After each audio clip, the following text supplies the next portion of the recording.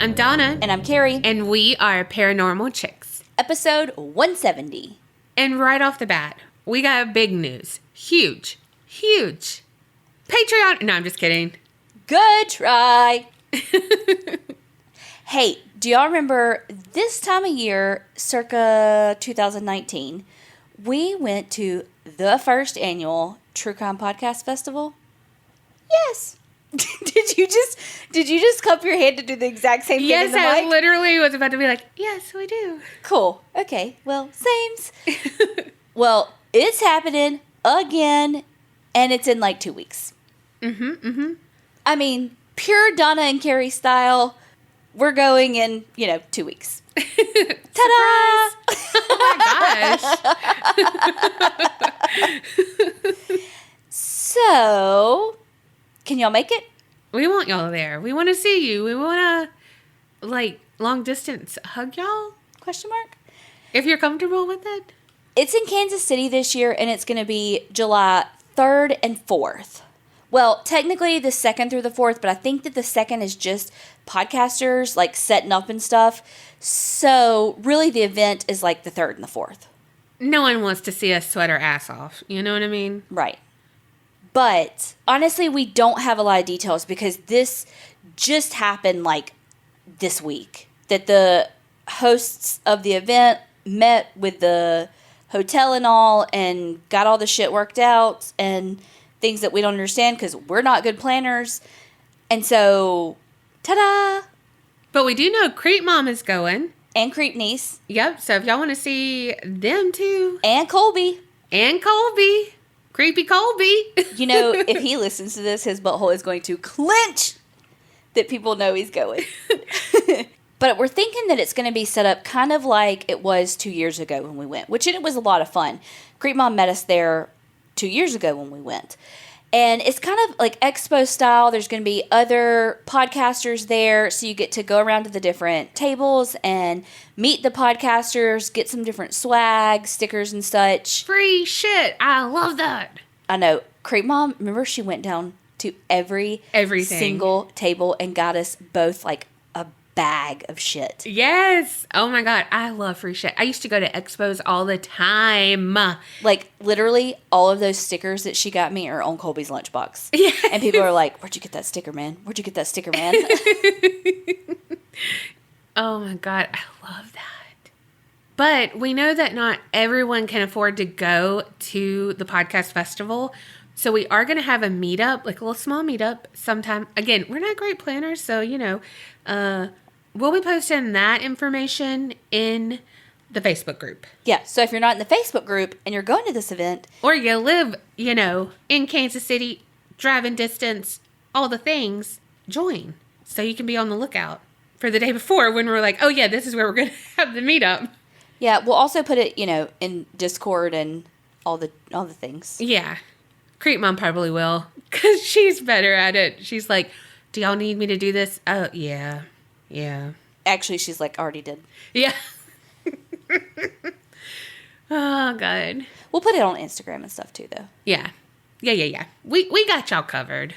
Maybe, sort of, kind of. But you know who's got us covered? Patreoners! So, thank you so much, Carol J. from Oregon. Liz O. from Ohio. Okay, no. Just kidding. Not you, Liz, just the way she said it. We love you, Liz. Thanks for joining. It's her and her mouth. Thank you so much. You know what? I've never had a complaint. Until today. Okay, anyway. Thank you so much, Angela V. from Illinois. Autumn H. from Alabama. Rosianna S. from California. Heather R. from the UK. Megan P. from Illinois. Noelle D. from Washington. Jesus. Kelsey S. from Kentucky. And Callie T. from California. Thank you all so much for joining Patreon. We really do appreciate it because you joining Patreon makes us go into the True Crime Podcast Festival a possibility. Because without you, we wouldn't be able to go. And, this whole shebang. So thank you. And if you want an episode shout out and all the extra bonus content that they're getting, head on over to patreon.com/theapcpodcast. All right. This week, I'm focusing on a place called Corpsewood Manor. But this is really about a love story between two men, Charles Scudder and Joseph Odom.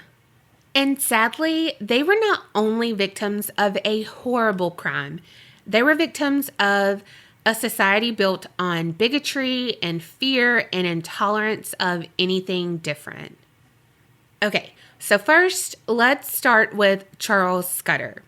He was an amazingly smart man.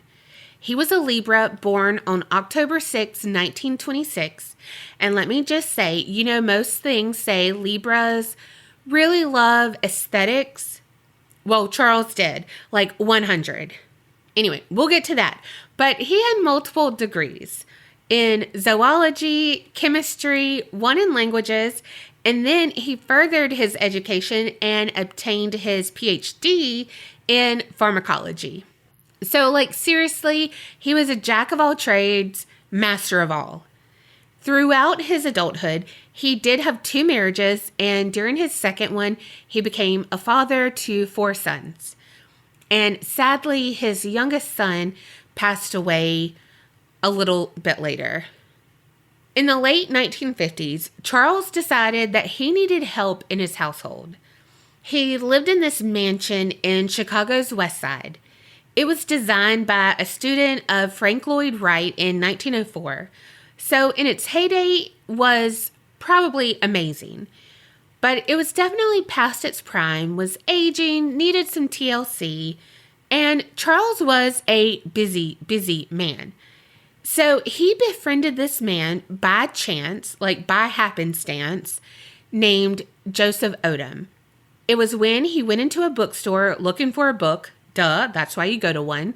But he went in, asked Joseph for a book, and something just connected with them. And their lives forever changed that day. Joseph was 12 years younger than Charles, and he wasn't book smart like Charles. But what he lacked in book smart, he made up with life experience. Joseph only completed the 5th grade, and then he dropped out. And he also had a not-so-clean record. Definitely had some run-ins with the law, but Charles and Joseph were equal opposites.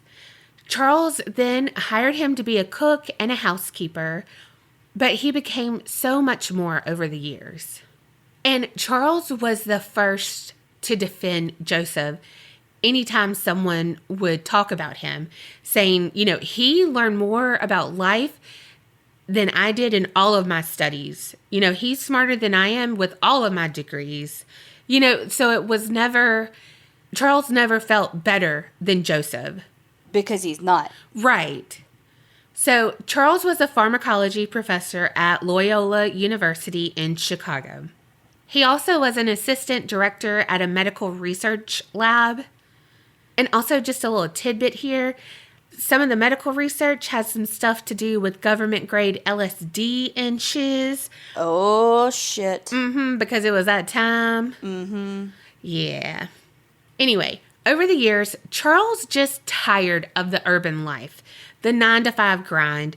He said his students were less interested in learning and more interested in being a pain in his ass, basically.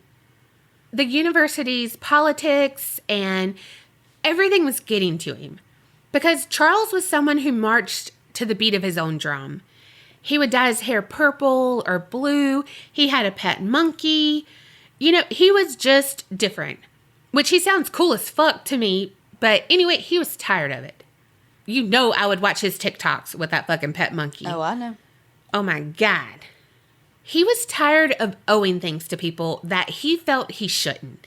Like light bills, gas bills, water bills, all these bills for shit. He just felt helpless and hopeless. Like he would always owe these bills and he didn't want to. Well, duh, nobody wants to. Yeah, but it is kind of daunting.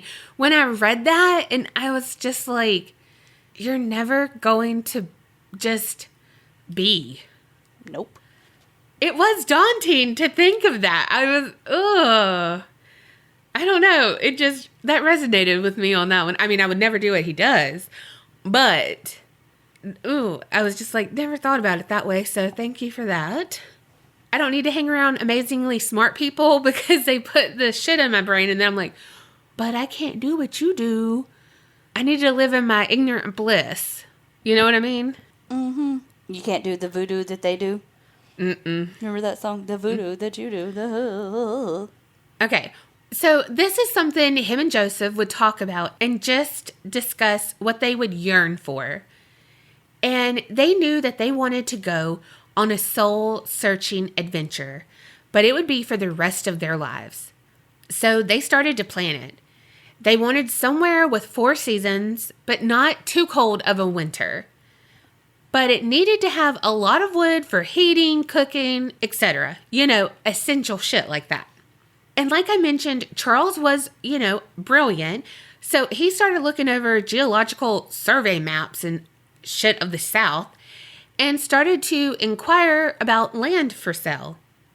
He found 40 acres that was surrounded by national forest land, and he could afford it if he sold his house, cashed in his retirement fund, and everything. Oh my God. So he drove to Georgia where the land was. There, he just became enamored with what he saw. He wrote in an article in Mother Earth News that he saw hummingbirds, butterflies, bobcats, great oaks, fungi, and rolling mountain woodland, and he was hooked. He then returned to Chicago, continued to work, but he bought the land, then proceeded to have a well dug before they made the trek down to Georgia. Because, no running water there. It's in the middle of a forest, literally. And Charles and Joseph got to work planning their house. Charles bought a little camper and a Jeep to better handle the terrain. Their plan was to live in the camper while they built their house. And Charles seriously read a book, learned how to build a house, and they were going to do it. So Charles and Joseph were basically like you and me, but like genius level you and me. Like yes. Brains and bronze, but like actual like genius level. Yeah. Like he read and actually understood what he read. You know how people like give people who are really smart the Rubik's Cube? I just want to give him like an IKEA instruction thing and be like, how long does this take? Yeah. You know what I mean? Like, do it. Go. Okay, so in 1976, on Charles' 50th birthday, he resigned from his job, auctioned off all of his possessions that he didn't want, and all the other stuff in preparation for him, Joseph, and their 2 English mastiffs to leave for what he called their kingdom in Chattooga County, Georgia. Oh, but I will say, as parting gifts to himself, Charles took 2 human skulls from his office and some vials of that government LSD. Oh. But, don't we all take stuff from offices that we, like, jobs we quit? Because I really think I took an old calculator from mine. Like, an old fucking desk calculator. Yeah, but, like, people usually take, like, staplers and shit, not LSD. I mean, it was government grade LSD. I would take it, too. Yeah, to prove that Operation Stapler existed. What was it? Clothespin? No, paper clip. But that's not it. That was the alien stuff. Yeah, MK Ultra. And also from his coworkers and friends back in Chicago and stuff, they said like he didn't do drugs and all of that. So he might have just taken it to continue doing studies or just to have it as that. I don't know. Or to partake in it because, fuck, he's going to be out in the middle of the woods. Who cares? Yeah, I mean, what they going to do? Fire you? Right. And, like, what are they going to say? Hey, we're going to arrest you because, see, the government made this drug that they're giving in really almost lethal doses to people. And it's not right that you take it. Yeah. I mean, it's not right that anybody takes it because it's wrong, but it's really not right that you take it, okay? Yeah, so, But back to Charles and Joseph. The story goes that the two men and their dogs, they were traveling to their new home off the grid, and there was this ice storm going on, which was totally uncommon for Georgia. So they had to pull over on the side of the road leading up to their land. And in the morning, when the storm had passed, they saw a horse that was dead on the side of the road. That sounds like a sitcom, by the way. Two men and their dogs. And many people said that they would take this as an omen and be like, hey, maybe this isn't a good idea.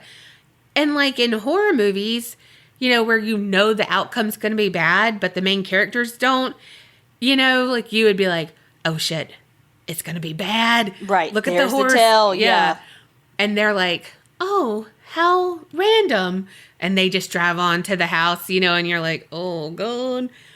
Well, Joseph and Charles, they just had that morbid kind of sense of humor, you know, like we do. And they ended up naming the road that was their road, Dead Horse Road. And I love that. I mean, I don't know. That's hilarious to me. You know what it reminds me of? What? When we got our first GPS and we were going down this road called Dido Road. But it's like the end of it is like EAUX. Yeah, like the Cajun spelling. Yeah. And the GPS called it Dead Duck Road. Oh, God. Well, like I mentioned before, they were going to build their dream house. And they were going to build it by hand and basically just read how to be a contractor and shit. And they did the damn thing, but like did it legit. And I don't understand how they did it without YouTube. Where did they live in the meantime? Well, I'm going to tell you. It took them 2 years total. What? 1 year for each floor of the house. But they completed it. 45,000 bricks were laid by hand. Sheesh. But while they did that, they lived in that camper. Okay. Charles said that they had their own elegant mini castle. And they named it Corpsewood Manor. I mean, you know, as you would with the Dead Horse Road. Right. Well, because when they finally finished construction, it was fall. So all the trees around them were bare. So, corpse wood. And I'm like, I swear to God, I would have been friends with these people. Like, honestly, I think they get me at my core and I get them. Also, I've been like, can you name our podcast? We'd still be a Paranormal Chicks. I know, because they would get it. And I thought of Creep Mom because Charles loved the Addams Family. And back in Chicago, he had decorated his mansion with discarded theatrical props and other macabre-inspired things. Well, this house was no different. He nailed a sign on the Dead Horse Road that said, "Beware of the Thing," which was kind of a nod to the Addams Family. And he had gargoyles on the roof, which made me again think of Creep Mom, and on the gazebo that they built. But he painted them pink, which, hello, spooky and pink, I am here for it. Sign me up. That is me. But if all of that didn't keep intruders away, their two mastiffs were sure to deter someone. Their names were Beelzebub and Arsonith. You know, the demon. And the other one was named after an H.P. Lovecraft character. I'm not familiar with it, but he was a big-time science fiction writer. But the rumor was that not only did the dogs guard the house, but Charles had summoned a real demon to prowl the woods and guard them as well. And they had some good years there. They lived off the land. Joseph had his rose garden that was his pride and joy, second only to the love of his life, Charles. Joseph also got to cook on a wood stove, something he always told Charles he dreamed of doing. They had their own little vineyard and just made their own wine. They were beekeepers and not only used the honey, but the wax for the candles because they didn't have electricity. Because again, remember, he didn't want bills ever again. And they didn't have bills ever again. Yeah, but they also didn't have fucking electricity ever again. I know. Or running water ever again. Or central air in Georgia ever again. I know. That's why I said I could never do what he did. So that's why I'm going to pay those bills. Mm-hmm. But it made me think. And I wish I would have just been blissfully ignorant. But now I know. But they lived each day however they wanted. Tended to their land. Loving on each other, their dogs. Charles played the harp on the gazebo or the sun deck.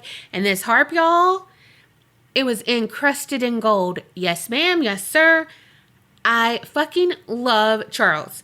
I told you Charles is Libra 100. He made art. He was really into stained glass and had several pieces he did himself all around the house. There was a self-portrait that was kind of morbid, which we'll get into a little later. And then there was one of Baphomet, who's basically like a Church of Satan idol. I know I'm like really dumbing that down. I know. I was reading more about it and it said that Baphomet, hopefully I'm pronouncing that correctly, is kind of like yin and yang, like equal opposites of the world. And that it represents the perfect and ideal human. And like the 2-finger salute represents as above, so below. Mm. Yeah. And so, I don't know. I really like that. How many of y'all just held up 2 fingers? Because I totally did. To be like, oh, you hold up 2 fingers and there's 2 pointing up and 2 pointing down. Oh, okay, I get it. Yeah, because I did. Well, sadly, for the most part, in rural Georgia, they were misunderstood. Because the thing about it was, not only was the name shocking to people when they heard it, and then the decor, but they were outwardly in a homosexual relationship when that was definitely not okay and not the norm. And fuckers. Mm-hmm. It was just on the edge of everything. Right before the AIDS epidemic, right before, it was just when everyone was scared of everything. They would just turn on people, you know? If anything was different, they would turn on you because they were scared. Well, Charles was a Satanist. If you ask him his religion, he would proudly tell you that. But people heard that and would label them as, quote, queer devil worshippers. And honestly, Joseph was Catholic. Joseph was devout Catholic, actually. But he accepted every part of Charles because he understood what a Satanist was and believed. It wasn't them being a devil worshiper. It had nothing to do with that at all, which sadly society still doesn't understand today. Charles was an atheist who chose to celebrate the world's pleasures that he felt and other Satanists feel are denied by humans in other Abrahamic religions. So, it's live your life, have fun, do what you want to do, put yourself first, all of these things, but be a good person, all of this. And you could see that in Charles. He was very welcoming, very everything, but hello, they packed up because this is what they wanted to do. They left their life for the pursuit of their happiness, which was completely against the norm. And I don't know, it's so hard because even now, I was looking up on the Church of Satan and I was like, oh gosh, typing it in. And I was like, why? Why am I so like that? It's just because of how I'm brought up. And I even know, I'm not uneducated about it. Mm-hmm. It's just, once there's a stigma, it's so hard to break it. Yeah. Anyway, but like I mentioned before, he loved the occult. He loved Gothic decor, which same. But he also loved pink and bright colors. And again, same. He loved the earth and everything. Not same. No. Not same. He would say oh, I hear the whippoorwills and all of, and I'm like, no, No. I don't want to sit outside and hear the frogs and crickets and all of that. No. Do you? Sometimes. No. Usually that means the frogs are too close. And if a frog jumps on me, I'm done. Well, I don't want them on me, but sometimes I like to listen to them. There ain't nothing I like about a frog. Nothing. But here's the thing. You don't have to be one thing. You don't have to fit into one category because we're fucking people. But people were scared of that house because of the gargoyles. He had painted pentagrams on the house. He had painted pentagrams on their Jeep. And so everyone was like, ooh, the devil worshippers. Ooh, like I said, the queer devil worshippers. But not everyone was scared. They did make friends with people, and they had some guests over often. There was even a wedding in Joseph's rose garden once. Some of their closest friends that they made in Chattooga County was an older nudist, a group of some motorcyclists.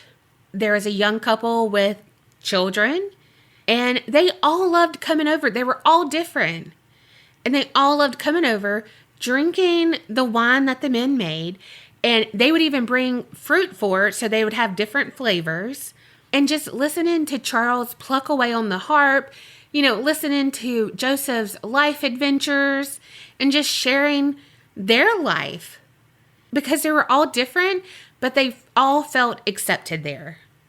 So they would hang out on the gazebo and sometimes go to the pink room. The pink room was on the 3rd floor of their chicken coop. Yes, a 3-story chicken coop. On the 1st floor, they had chickens and their feed. Then on the 2nd floor, they had canned food storage. Then on the 3rd, that you had to enter via Joey Potter, Dawson Creek style, on a ladder, there is the pink room. And this was their freedom freaky room. One of their friends had given them some leftover pink paint, so they used it with this room. There were some mattresses, a space heater, and not much else. Some reports say that there were sex toys and some porn stuff, so this was like a pink pleasure palace, which again, I'm here for. But most of their friends say that they had this room because they didn't like strangers or a lot of people going into their main house, that they like to keep that house just for them, and that if people had too much to drink, they would have a place to sleep. But they did have some stuff going on there. You know what I mean? It was a mixture of both, for sure. Also, it was in the 70s, early 80s, so teens would do the whole ride around thing, ain't got nothing to do. So some who had heard about the devil worshippers, they would drive up to see the house. But when they would get to the end of that dead-end road and see the brick house, they would often be greeted by Charles. He would offer them some wine or whatever. Well, one time, there was this guy on the land, and he was 17 years old, and his name was Kenneth Avery Brock, but he went by Avery. He was hunting, and Charles saw him, and since it's private property, he had 40 acres around there, Avery thought he was in trouble, but Charles was like, nah, go for it. Cool. You like hunting? You go for it. So Avery did, and he started to return often. Hunting turned into conversation, and that turned into a glass or two of their wine, and word in the woods was some consensual sexual encounters in the pink room. And I'm not saying it's right because he was 17 and they were much older, but I don't know the age of consent in Georgia, but I'm thinking it was like 15 or 16. Also, we don't know if that's true. Not sure, but Avery did say it, but I don't know. Yeah, I mean, that's just yeah. Allegedly. Yes. So one night, Avery told his roommate, 30-year-old Samuel Tony West, who went by Tony, about the devil worshippers on the hill. And let me just stop right here, because they lived in this dilapidated trailer. And I don't know how they knew each other. I believe that Avery had been kicked out of his house by his dad, and he was living on the street before he met Tony. Tony was known by most as a bad seed. He had a very blemished past, but it all seemed to start from a tragic accident when he was 13. He was playing with a loaded gun and accidentally shot and killed his 2-year-old nephew. he never really got over that. He started self-medicating and continued to make bad decisions and take others with him in his downward spiral. And now I'm not blaming everything on him, but I don't know what kind of situation it was. If any type of grooming was happening there, I'm not saying sexual, I'm saying like criminal-wise or anything, because Tony was 30 and Avery was 17 and very like impressionable, I think, because it seemed like he was looking for that male relationship. Like he latched on to Corpsewood because of that. You know what I mean? Because he was kicked out of his house. You know what I mean? Literally anyone of any age and authority that would pay him any attention. Right. This is how I think it kind of went down, because there's multiple different scenarios, and Tony and Avery kind of flip-flopped on what they said, and who knows what really happened. I mean, they know what really happened, but we'll never know. Okay? But they were chilling one night, and Avery had again told Tony about the, quote, queer devil worshippers up on the hill. And he's like, man, this house is a mansion. They are living like kings. They're super cool. You know, like they trust me. They really trust me. They like me a lot. You know, and like he started like, you know, feeling important. Yeah. But feeling important. Like, do you have friends like this? No. Cool. But I do. You know, whatever. At first, he was trying to impress Tony, I think. And then, yeah, he started feeling himself. And he slipped, I think. I think they were going to plan something anyway, but it changed when he slipped and said that they had something sexual. That's really what I think. So when I say word in the woods, I really think something went down. I saw different things where it was like oral or whatever, but it was consensual. But when he said that, Tony got pissed. And he was like, they took advantage of you. They did all of this. And so he riled him up and he was like, oh my God, they did. Holy shit. Basically, they assaulted me. You know, all of this. So like Tony twisted Avery right up and got him on his side, fueled with hate. So their whole plan was to rob Corpsewood Manor. Because Tony, when Avery's going through it, you know Tony is like, woe is Tony, life's not fair. These two gay guys are living in hog heaven when we're living in an abandoned trailer. Like, why do these people get to live like kings and we're having to live like this? We're doing everything right.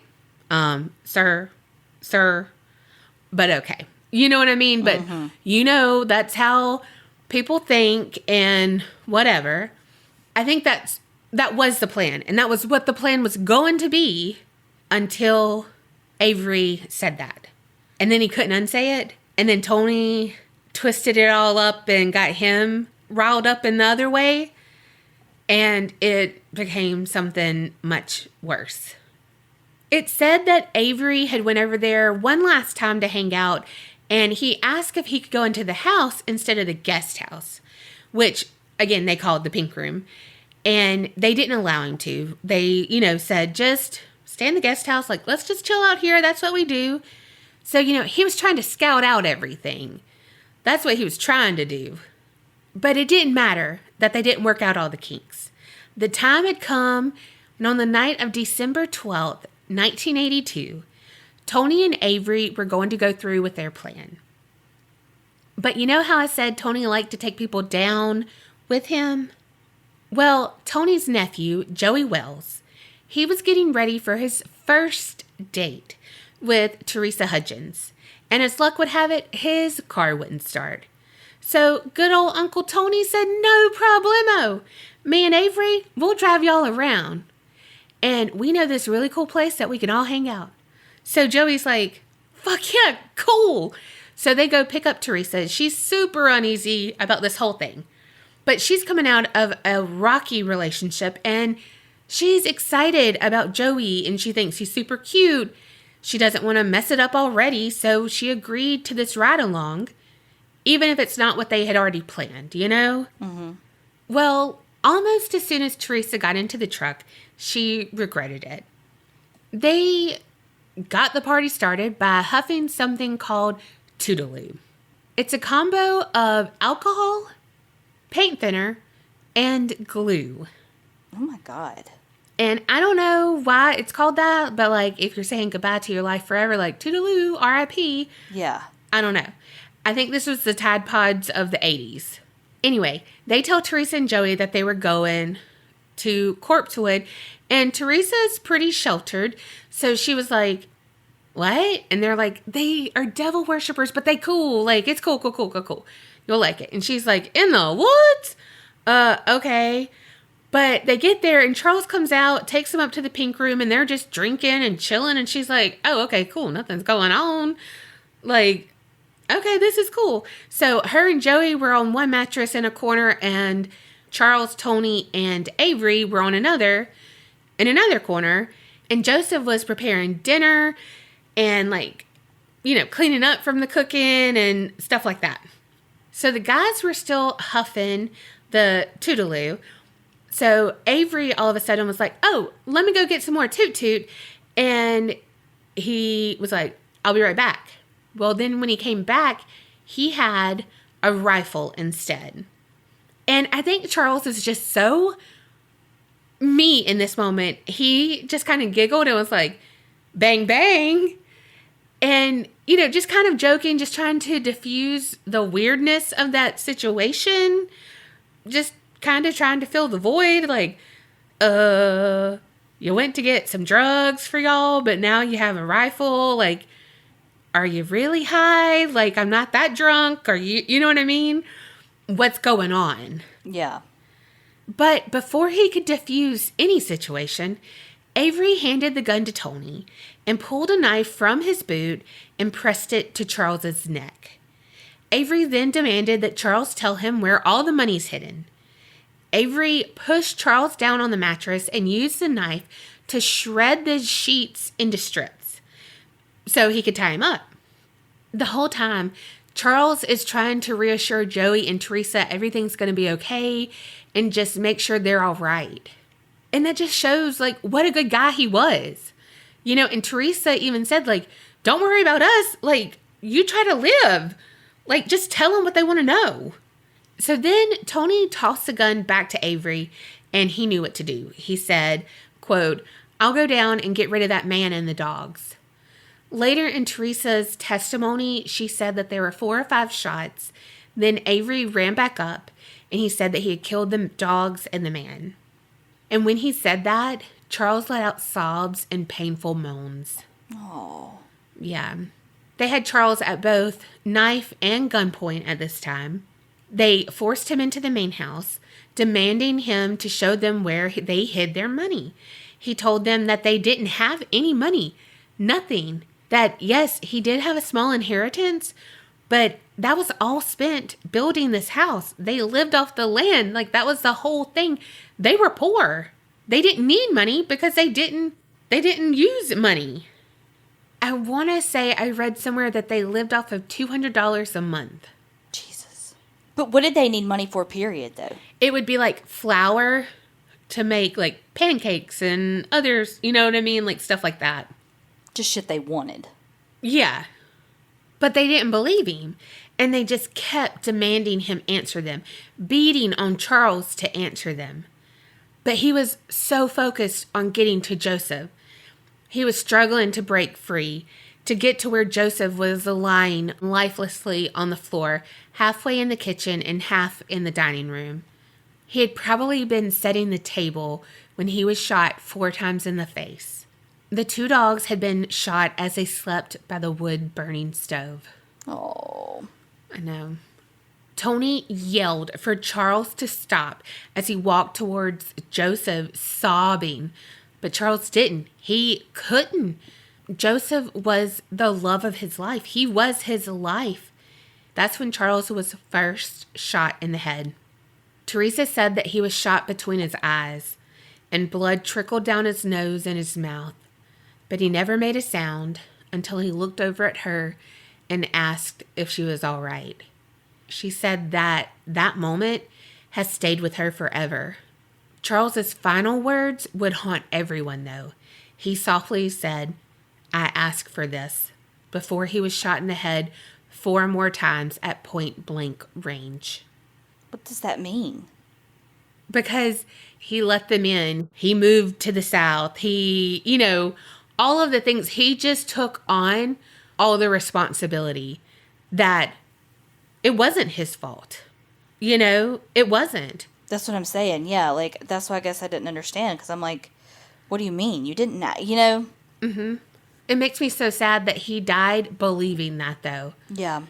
That he was the reason that his 2 dogs and the love of his life were dead. And it's not him. Not at all. Well, then Tony and Avery tore the inside of the house apart, looking for treasure, basically, but they didn't find anything. They wanted to take the gold heart, but it was too big and too heavy. So all they got out of the double homicide that they just did were nickels and dimes. Wow. Some jewelry, a gold-plated dagger, and then they took Charles's Jeep as their escape vehicle because their truck wouldn't start. Because Teresa and Joey had tried to leave before the killings even started, and it wouldn't start. But it's actually a really good thing that it wouldn't start, which I'll explain a little bit later. They threatened to kill Joey and Teresa if they went to the police or told anyone, and they dropped them off at Joey's mom's house. Then Avery and Tony headed west. They made it just outside of Vicksburg, Mississippi at a rest stop where they decided they needed to ditch the Jeep and get another car. So they carjacked a Navy lieutenant named Kirby Phelps and, they killed him too. Didn't need to, but, just did. On December 16th, Raymond Williams, a friend of Joseph and Charles, went to their home to tell them about a passing of a mutual friend. When he got there, he knew something was up. When he went, inside, he saw bullet holes in the kitchen door. So he left, called the sheriff's office. Just so happens, on that same day, Teresa went to the police and told them what she had witnessed because she was basically being held against her will at Joey's mom's house. Avery returned to Georgia and turned himself in to the police on December 20th. Tony took a little bit longer, but he did turn himself in to authorities in Chattanooga, Tennessee on December 25th. There was a trial and Avery and Tony were both found guilty. Avery was sentenced to 3 consecutive life sentences and Tony was sentenced to death by electric chair, but that was overturned and so it was just, a life sentence instead. They're both still currently serving. But okay, so you would think since Joseph and Charles were brutally murdered for no reason, they wouldn't have been the ones on trial, but they were. The media went wild with the case of the gay devil worshippers. When the police investigated the crime scene, they found the 2 human skulls that Charles had taken from his work. They found the LSD. They found books on the occult. They found homosexual pornography. Can we just call it porn? I mean, because there's all different kinds of porn. We don't specify every single kind of porn when we talk about any other kind of porn. If we say, they had other kind of pornography, we just say they had other pornography. What? Did they have BBW? Did they have, I don't know. Just what they deem obscene. I know, but that's what I'm saying. No, I know. Let's just say they had fucking porn. Uh-huh. They only would say they had homosexual pornography or they had kiddie porn. Those are the only ones. Or lesbian porn. Yeah. Those are the only ones that Which I know, homosexual porn. You know what I mean? Yeah. Those are the only ones that they're going to say, Well, somehow that all got leaked out to the media, Of course it did. Uh-huh. The thing is, the sheriff at the time had tried to find ways to pin charges against them in the past, just because they were different. But he couldn't because nothing was wrong. They did nothing wrong. Also, it was right at the start of the satanic panic. So they became big names in that whole mess, kind of, you know what I mean? Yeah. And their name was being dragged through the mud and being accused of a lot of shit that had nothing to do with them. They never lured kids to the woods. They never did anything, you know? They never did anything but welcome someone in a friendly way. The defense attorney even blamed them for lacing Avery and Tony's wine with LSD, and that's why Tony and Avery went on their rampage. Victim blaming 101, but they tested the wine, nothing was in it, and Teresa drank the wine and didn't have the same reaction, you know. Also, that would have been out of their system by the time they got to Mississippi, and they still killed that man for no reason, so there's that. Then the defense attorney doubled down on the LSD drugging and said that the motive behind it was because he had a motive because he was a homosexual. What? Right? He's just saying that the reason why Charles did what he did was because he was a homosexual. Like, sir, your point? What? I don't even understand. Like, to have sex with them. He wanted to have sex, so he had to drug them. Yeah, I know, but, like, it's like... okay. Dumb. The audacity of everyone in this. Like, what the fuck? But because they are idiots, they sang like little birds and confessed that they had planned it a few days in advance. So everything of the whole LSD laced wine theory went out the window. Also, during Tony's confession, he was very matter-of-fact about everything, and he said, and I quote, "All I can say is that they were devils and I killed them, and that's how I feel about it." You see? I mean, what the fuck? Right? But about Teresa, I'm very glad that she was there. Like, I hate that for her and that she'll never forget it. But if she didn't come forward, no one would have believed anything about why they were killed, how they were killed, you know, nothing good about them. But she was like, no, like, they were really nice, and they just decided to do this. You know, like, she pretty much was like, no, they nothing happened like that. You know, yeah. Like, it's like, I could just picture it like a Saturday Night Live sketch, and it's like, but they were homosexuals, and it's like, and, you know, Teresa's like, and, yeah, what? You know, like, huh? They were devil worshippers. What? We were all just talking, and then the guys did the bad thing. They killed them. They're the criminals, but the other people were homosexuals. Yes, but they're dead now because the other people murdered them. You know, like, what the fuck? And honestly, they probably wouldn't have gotten life sentences had they not killed the man in Mississippi. See, this should have been a hate crime. So a small private funeral was held at Corpsewood where Joseph's ashes were scattered in the rose garden that he loved so much. Charles's ashes were taken back to Wisconsin, where he was born, by his sister Janet Scudder Arnold, where they were buried in their family plot. So, bringing it back to that painting I talked about that was morbid, and I was like, I'll bring that up later.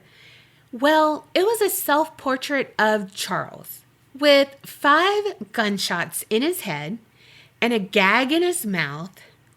And he told a friend of theirs that was how he was going to die. But remember, he didn't let everyone in his house, so not everyone would know this, and definitely not Avery. So it was like definitely a premonition. And where he died, that painting was nearby. Some people said that I asked for this was because of the painting. Yeah, it could have been because of the painting. Gotcha. Well, a fire ruined the chicken coop in the pink room on January 5th, 1983, and soon the same fate happened to Corpsewood Manor, which is definitely vandalism because there's no electricity out there. I literally was just about to say, how in the fuck was there a fire? no electricity and no one cooking on the wood burning stove. Right. And no one to light the candles, yeah. So now there's just some brick ruins of a once castle in the wood where love was grown and wine was poured. People who visit the land say that you can feel sadness. Sometimes they report gunshots and other times harp music playing.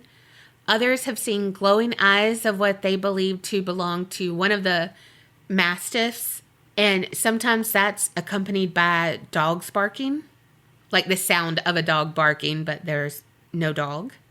There's an urban legend around Corpsewood about people who took bricks from the place. They said that, they would take a brick as a souvenir, but then soon after they would have bad luck or, like health-wise, money-wise, whatever. So then they would return it, just in case it would help. That kind of thing. A guy on Reddit said that his mother's ex-boyfriend, Rick, said that him and his friends were drunk off their asses one night and needed to pee. So it's in the middle of nowhere, so they were like, okay, here's a good place on the side of the road. Well, it was by Dead Horse Road.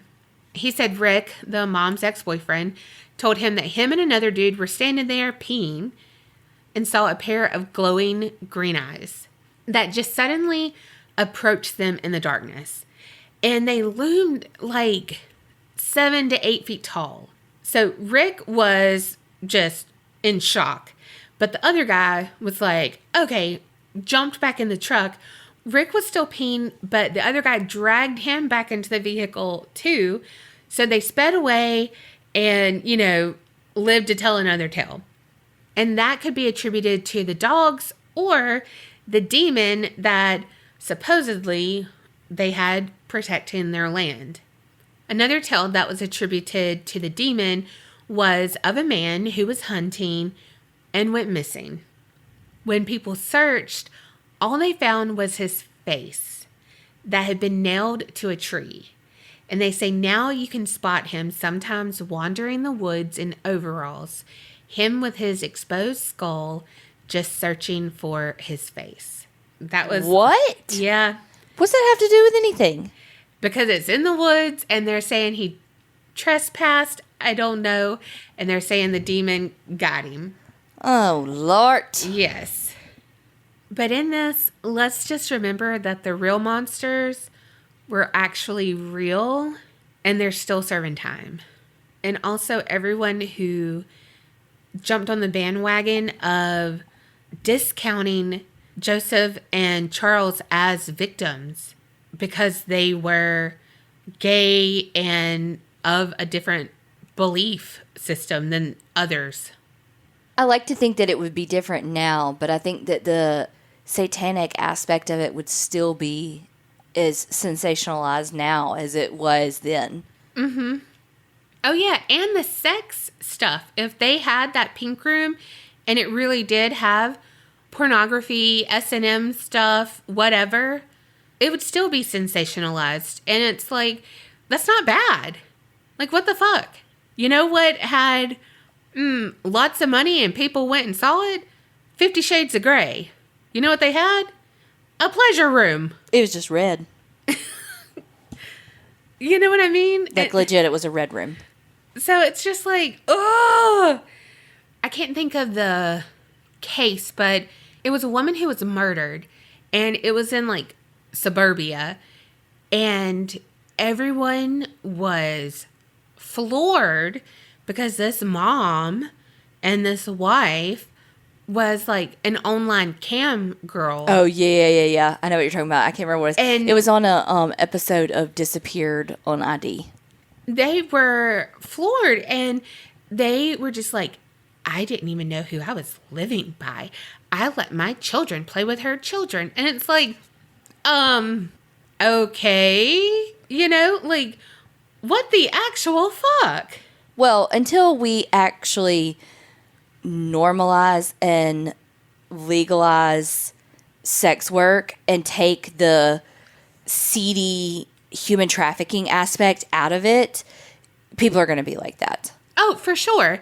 But most of the time, especially on a case-by-case basis, like with her, she was her own boss. This was her own job. And so it was just a stigma of society. It wasn't because, absolutely. Oh, well, people get human trafficked. No. I'm saying, like, so that it becomes more normalized is what I'm saying. Like, because people just like, oh my God. No. I'm not saying they're like, oh my God, because it's like people get human trafficked because of it. I'm saying it's like, until we can get it like porn. Like, people now are more like everybody watches porn. We have YouPorn and Pornhub and all of that, and so it's way more normalized. But that's what she was doing. But I'm saying it's still way more normalized now than it was like back in the day. But this was a recent thing.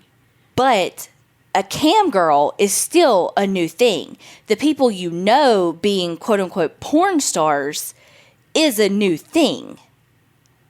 But it's so stupid.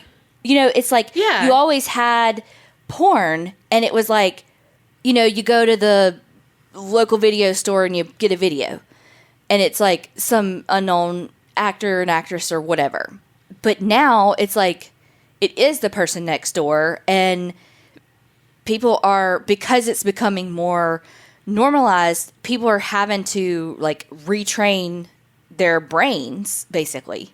Because it's always been like, oh, so taboo. Oh my God. You know, even though they've been doing it this whole fucking time. But it's like, now that it's people they know, they're like, oh shit. Like, I fucking know them. You know? I'm not saying it's fucking right. That's stupid. I think it's stupid too. Because those people are like, oh my God, I can't believe who I was living next to. You probably have your own favorite fucking cam girl. But like, for them to say that they didn't know who, like, they were sending their child, you know, over to, well, one, she's a solo cam girl. Literally no one else is coming in. Yeah. You know, so there's no danger there, honey. Yeah, it's not like... Educate yourself. Yeah, it's literally no different than you having sex in your house when your kid's home. Right. Yeah. Anyway, I had heard about this a while back, and because of Corpsewood Manor, like, the sound of it just sounds like, oh shit, you know? And then it's like, not really, like, not like about, like, ghosts are everywhere. Woo. Yeah. And so it was like, well, I don't know when I can do it. And then it's like, wait, this is perfect. This is the perfect time. Yeah. Those poor guys. Yes. They didn't deserve that. No, they didn't. They really did not. They were just living their best mountain man life. They really were. I definitely don't want to live. Me either. God bless them. But more power to them. They were finally together, and I mean... No part of me wants to live without electricity. Oh my God, my house was without electricity a little bit, and I was like, you want to go out and eat? Because I don't want to be at home. The internet is down at my house right now. The fucking refrigerator went out, and my garage door just opens randomly by itself, and I feel like my world is crumbling. I know. It's, so yeah, I don't know. I watch Alone, and it's basically what they were doing, but... Yeah, no. You know? But these people, they do it, and they literally don't have anybody. Yeah. And I'm like, this one guy tapped out, I don't know, maybe third day, I don't know. And I was like, come on, the third day. Is it a little hot in here? God, maybe I need to, you know, I'm like, the third day? Yes. Or is it a little nipply? Let me get my comforter. Hold on, you know. Oh, these commercials are boring me. Let me fast forward here. Hold on. Exactly. But yeah, I love watching that. I think it's fascinating. But well, I mean, like those Alaska Mountain Men and all those shows like that. I mean, they're a thing for a reason, because people love the idea of being able to do what those two did, but not me. I'm not smart enough to do it. Me neither. I'd be like, oh yeah, I think this is something we could eat. Also, me and Kerri kill everything we touch plant-wise, so we'd be like, well, we had crops for forever, so yeah, about that. Yeah, no, there's literally no way I would survive. Like, literally no way I would survive. All right. Not to have like a plug for Discord, but like a plug for Discord. We have, that separate chat for episode suggestions. What? Well, you said plug, and you know what I thought about. A butt plug? Yeah. So this story suggestion came from Randy in that group chat. So we're going to travel, I guess, across the pond, but that way-ish. I don't fucking know. To Vienna, Austria. No hate to them, but every time I hear Vienna... You think of the sausage? Yes. Oh. And the little can? Yeah. And the gel that comes on top? Okay, yes. Oh my God, makes my stomach queasy. That's right up there with the R word for me. Really? Yes. That gelatinous goop Oh, that just God, sticks to your finger? Like, I am not joking. Sometimes it's white. I was going to say it's kind of off yellowy. Sometimes it's yellow. And they're kind of like, oh, God. Is your mouth watering? It's kind of dry. The juice from the can sure would make it white. Oh, God.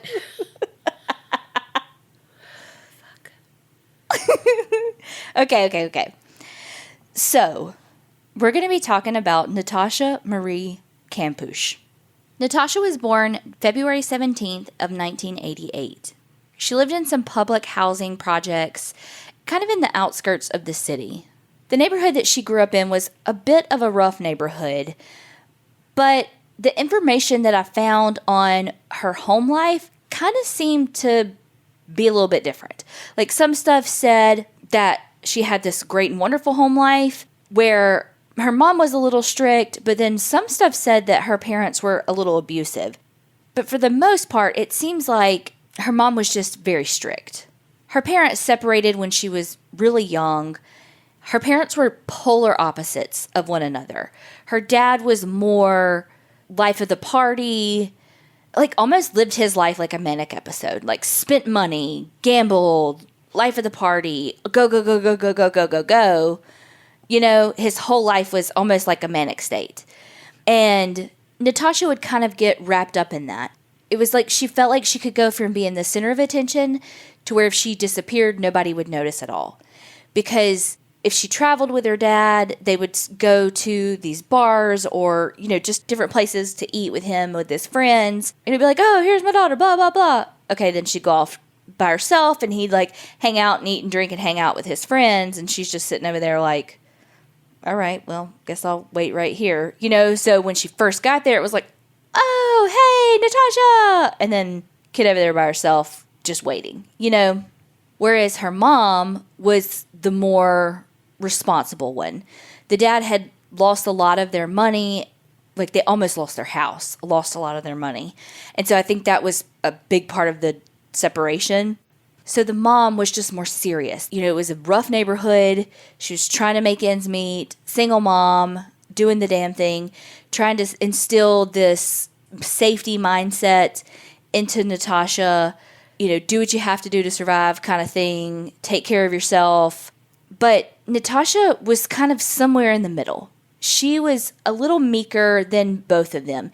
She wasn't this hard ass of like her mom, but she wasn't this life of the party like her dad either. She had a really hard time in school. She got bullied a lot. She was more of like a wallflower. I think so. But, she kind of stayed by herself a lot. She was at home. She was an original creepster because she loved watching all the crime shows and all of that. Like, she just, kind of stayed home, kind of did her own thing. Again, in her neighborhood, there was a lot of crime. And in Vienna, there was a lot of kidnapping starting as part of like a kind of a child sex ring.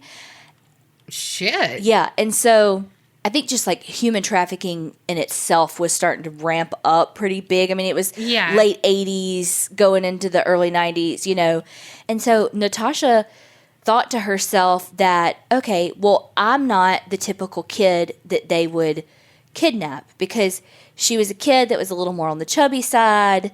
And so she really thought to herself, like, I'm not a kid that they're going to kidnap because, like, they're not going to take the chubby kid. They're going to take, like, the pretty, like, John Benet Ramsey, not me. How sad is that? But also, how many times have we said that? Like, that's like literally like a meme. Yes, but she's young and thinking that. Yes. You know, like, we're old and jaded. We can make fun of it like that. But she's young and thinking that. Yeah. And that just breaks my heart. Yeah. Well, one of the podcasts that I listened to said that she had a problem with wetting the bed. And at the time that this story takes place, she's 10 years old. They also say she's in middle school. And I'm like, 10 years old? That's like 4th and 5th grade. That's not middle school. I mean, you're almost there, I guess. But that's not that. I mean, that's not that old. But it's pretty old for wetting the bed. But that's the only place I saw that. Like, I specifically even Googled her name and, like, wetting the bed. And I didn't find that information really anywhere. But again, one of the podcasts I listened to mentioned it, so they had to have found it somewhere. And they talked about how she had to take an extra set of clothes with her to school just in case she had an accident as well. And so that just added on to more of her bullying. And so she just wasn't as independent as some of her peers. You know, they were able to walk to school themselves, and her mom drove her to school because her mom was hyper vigilant because of their neighborhood, and Natascha just wanted some more independence. Also, it was a pretty rough separation between her parents. And she had just gone on vacation with her dad. And look, her mom had very specific rules. And you know, whenever a kid goes with their parent for, let's say, the weekend, you know, and they've got to be back, let's say, Sunday by 6 p.m. Like, that's the court order. They have to be back Sunday by 6 p.m., period. And Natascha's mom was a stickler for what time she had to be back. She wanted her back before dark so that she was safe, because she didn't want her, because again, she didn't want her out walking in the neighborhood, all of that at night. So Natascha and her dad had been out of town. They got back early enough for him to be able to take her back before dark, but he had been drinking, and so he was like, well, I'm going to take a nap first before I take you back. So they stopped, and he took a nap, and then by the time he took her back home, it was dark, and then he just, like, let her out at the front of their apartment complex for her to walk back to the apartment. And Natascha's like, cool, I got this, like, I'm a big girl, I can do this. And when she gets home, her mom had gone, like, bowling or something with some of her friends, and so she wasn't home. So Natascha stayed next door, like, with the neighbor until her mom got home. Now, her mom was a stickler, and she wasn't home? I know. I thought the same thing. Like. Right? I know. Do as I say, not as I do. Uh-huh. So, when her mom got home, her mom was pissed that she wasn't home before dark. And misplaced anger, I know, girl. Misplaced anger took it out on Natascha that she wasn't home. When what's she gonna do? Be like, Dad, take me home. Dad, take me home. Dad, take me home. I mean, also, Natascha, why you tell? How was she gonna know? Well, because she was at the neighbor's house. Like, I don't know what time she left. But she knew. I mean, she knew. Moms know. So they had gotten in, because also it was a school night too. So it was like she got home late, school night, blah, blah, blah. You know, probably hadn't done her homework. I don't know, all the things. So they got in an argument because Natascha's like, I want, like, more independence. Let me do things. Very Finding Nemo argument. That didn't work out. Well, and Natascha's like, please let me walk to school tomorrow. And she had walked to school a couple of times by herself. And some stuff I read said it was a quick, like a 5-minute walk, because it was right down the road. Some stuff said it was a long walk. So I really have no idea how close the school was to her apartment. But most of the things said it was a close walk. So I'm going to go with like a 5-minute walk. Unsure though. But her mom finally agreed. But again, they ended the night in an argument. Like, they were mad at each other, basically. Because her mom misplaced her anger at the dad onto Natascha. Yeah. There's nothing a 10-year-old can do that's going to make her dad bring her home earlier. Right. And he's drunk. So. Yeah, okay. You want him behind the wheel or you want him to sleep it off? Right. On March 2nd, 1998, which was, again, the next morning, Natascha is going to do her independent walk to school. And look, her mom was one that was like, never go to bed, but never leave the house angry. Like, always say bye, always do the thing, you know. But Natascha was still mad at her, and she was like, I'm going to show her I'm going to school, and I'm not going to say bye. And she leaves the house. She starts walking to school, and on her way there's a white minivan that she sees on the street that's weird. You know, and her mom always taught her to, when you see something like that you don't really like, cross the street, walk away from it. Well, Natascha didn't cross the street and walk away from it. She tried to walk kind of around it, like what would be arm's length away, so that the man that was standing by the van, like, couldn't touch her.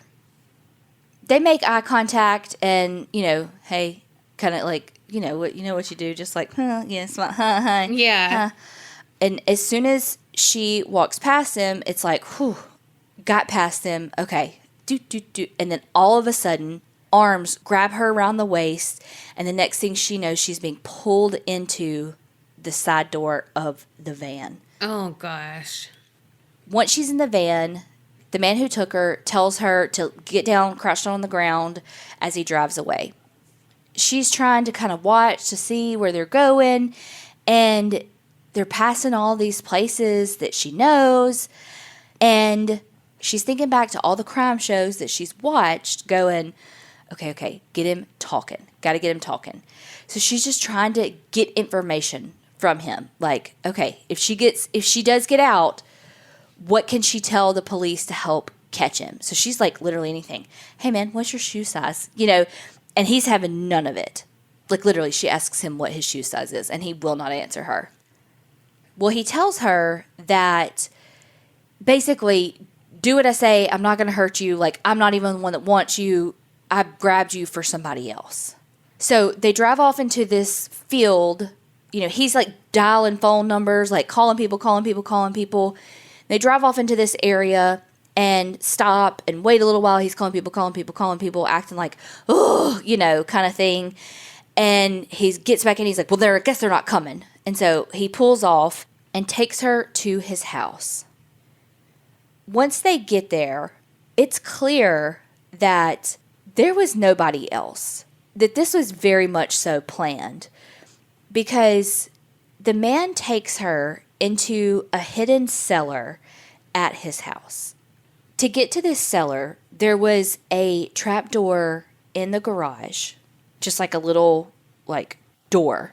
You had to go through this, like, trapdoor in the garage, and you had to go through, like, 3 different sets of doors, and, like, you know, one of the doors would have stuff propped up on it, like a tire or this or that propped up on it so you couldn't even see it. And it would be like a hidden safe, basically, in the wall, you know.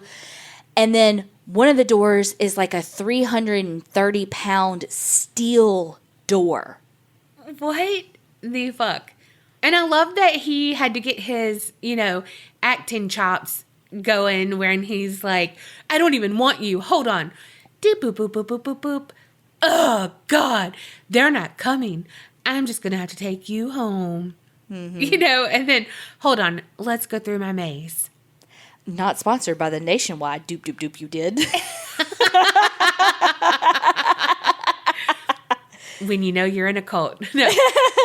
Tell me you're in a cult without telling me you're in a cult. Yes. So once you got past this 300-pound door, it was a 54 square foot room, which stole this information from one of the podcast or YouTube videos I listened to, not going to lie, but smaller than a standard U.S. jail cell. Shit. That's like 72 feet, because it's like 7 by 8, or that's 56 feet. You could lie 9 to by me. 9, Like, 9 by okay. 9, 9 by 9, isn't it 9 by 9? That's 81 feet. Anyway, Okay, well, bad math. I don't say. Anyway, according to them, they said that's smaller than a standard U.S. jail cell. You had me at, I'm like, oh, that's small? Oh, okay. Picture, like, your bathroom here. Like, my bathroom that you use here, my bathroom. Oh, shit. Maybe a little wider. Damn. Yeah. So, in this cellar, though, because, underground, no windows. Also, no lights. There was a ventilation system, so, she could breathe. And I was going to say, he could have installed some lighting. Fuck. No, he could have. That's what I'm saying. He could have. But he's an asshole douchebag that we hate, so. Mm-hmm. Well, this ventilation system eventually sucked. And it just was like, but it made a lot of racket. And so it was just like this noise. Just a constant noise that would never fucking stop. You can't get away from it. So just think like, when you have that aggravating noise that you're like, what the fuck is that? Make it stop. This never stopped. This isn't the same, but it reminds me of when my mama was alive and her breathing machine that I can't make the noise, but that noise, it was all the time. Like everywhere. I could hear it everywhere. It became part of my daily life. And then when she was gone, it was like, it's so quiet. Yeah. I was like, what the fuck? I don't hear it. Like, and it, what? It was like, it became ambient noise. Yeah. But this is annoying noise. Yeah. Well, when they first got there, because keep in mind, Natascha was on her way to school. So she had her backpack with her, and he took her backpack from her and her shoes. And she was like, can I please keep my backpack? Like, that's all she had, And he was like, no, you can't have it. You could have a transmitter in there. And she's like, what? Okay, sir. 1998, there ain't no damn transmitters. She didn't have an iPhone in there with Find Your Friends, Life 360. She don't have that up in there. Oh, my gosh. You stole her, sir. Like. Yeah, but even still, it's not like, again, like right now, I could ping your iPhone and find you. Yeah. Because I know, I could probably figure out your Apple ID login and find my iPhone. Whereas it's fucking 1998. What she got? A CB radio? No. Breaker 19. The fuck are you, Natascha? No. Dumb. So he takes her backpack. He takes her shoes. Why he takes her shoes and burns them, unsure. People are going to recognize her footprints from her shoes. I don't know. And he leaves her in this tiny, dark, damp, noisy cellar. Also, the room was soundproof. Duh. Well, bless her heart. She is so nervous and trying to figure this out. And a 10-year-old who's scared out of her mind. The first night that she's kidnapped there, she asks him to tuck her in and kiss her goodnight. Oh, gosh. Which is a little weird. Yeah. But also, like. Yeah, she's that innocent and that. Yeah, like, she's not very mature for her age, I don't think. No. But then on the flip side, like, there's some stuff that she does, I'm like, damn, you real mature for your age, Yeah. Which I guess is the 10-year-old for you. Yeah. I mean, I'd already started my period at 10, so here we are. Weird flex, but okay. But you know what I mean? No, but I'm saying, like, I hate you right now. Don't use my thing on me. But, like, that's the like, difference of a 10-year-old. Like, you're so immature, but yet you could be so mature. Yeah. Yeah. So, at this point, her mom's come home from work and knows that Natascha didn't come home from school. And she's like, nope. I'm sorry, they didn't call her mama and say, your daughter is not in school today? Maybe they don't do that in Austria. I don't know that all schools do that. And I don't think that ours did that back in 98. Yes, they did. Did they? Yeah, they did. Yeah, they did. Yes, they did. Yeah, they did. Anyway, okay. So she notices she didn't come home from school.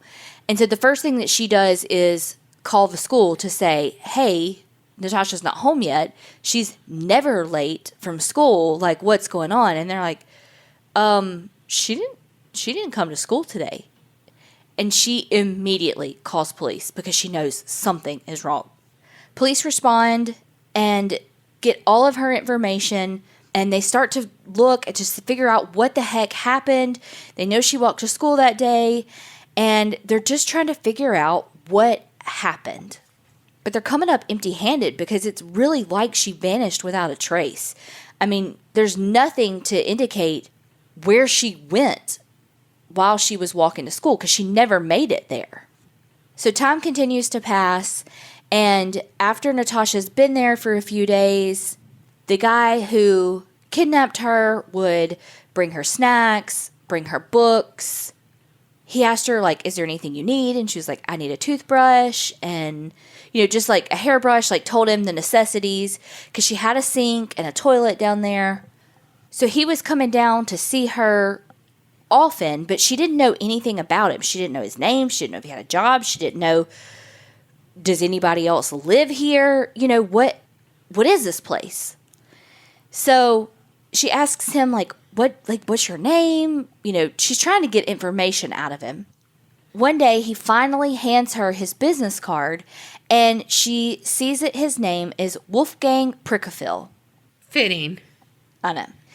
So Wolfgang worked basically as a laborer, contractor type construction job, like remodeling stuff. And so that's how he was so good to be able to build this fucking underground dungeon for her. And he would miss work a lot so that he could spend time with Natascha. Wolfgang would, like I said, bring her different gifts. He would bring her books, a desk for the area, which I don't know how the fuck he got it in there. Schlepped it down some stairs, through 16 doors, and one of the doors is 330 pounds. That seems like a lot, but whatever. Meanwhile, the first night she had to use her jacket as a pillow, but okay, priorities. And, just would bring her candy and just all these great gifts. But then the gifts started changing. He brought her mouthwash and Scotch tape, weird stuff like that.